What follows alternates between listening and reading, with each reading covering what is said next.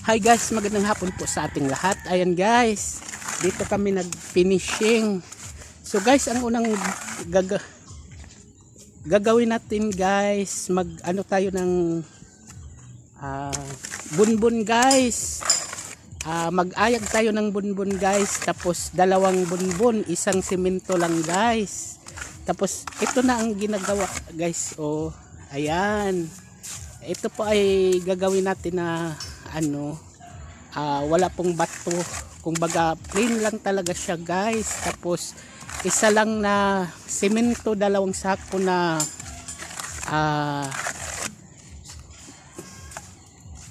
bunbun guys. Ayan, itong gagawin lang guys. Oh, ayan guys.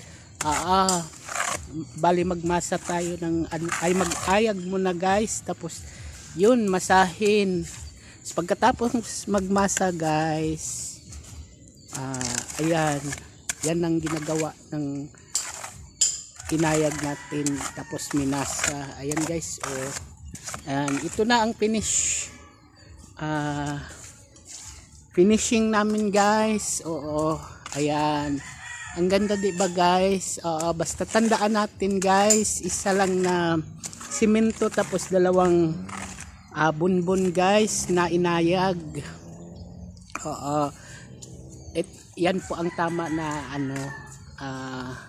procedure ng finishing guys. Dapat nakaayag ang bunbun guys para talagang makikita natin ang kagandahan ng pag-finishing natin guys. Talagang makikita natin.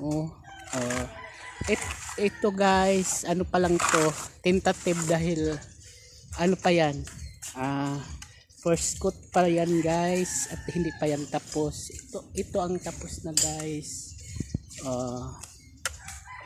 Kaya ayan brother, ayan guys, yan. Madali lang gagawin to guys kapag alam mo ang tamang proseso guys. Ayan. Mas madali, mas mabilis.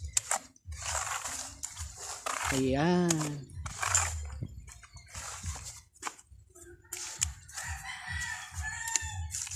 Yan ang minasa namin guys.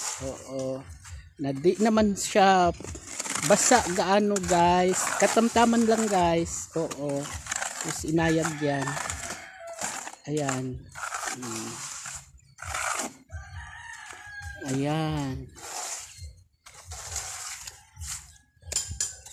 tandaan nyo guys, isang simento, dalawang sakong bunbun guys. Tapos ipaghalo siya. Tapos ayan, yan na to guys.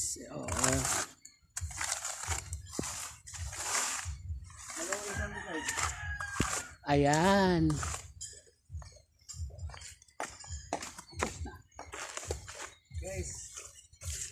Ayan guys, ipakita ko sa iyo ang pag namin guys, pag-ayag.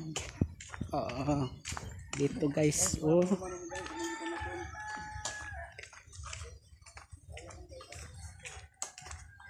Guys, ito lang ang gagawin.